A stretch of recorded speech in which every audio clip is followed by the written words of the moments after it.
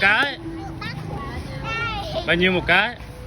20.000. 5 cái là bao nhiêu? 5 cái là 100.000. 6 cái bao nhiêu? 6 cái là 20 dở chứ 20. 4 cái bao nhiêu? 4 cái là chỉ có 50 à. Không phải, một cái 20 mà. Với tại mấy cái nó nhỏ thì nó ít.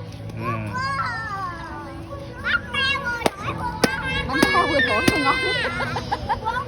Bánh bao không bán tôi một cái. Đây. Bánh bao mà, tôi ăn bánh bao.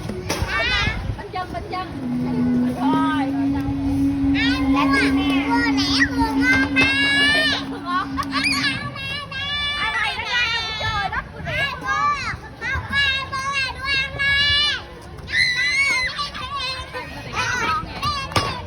No.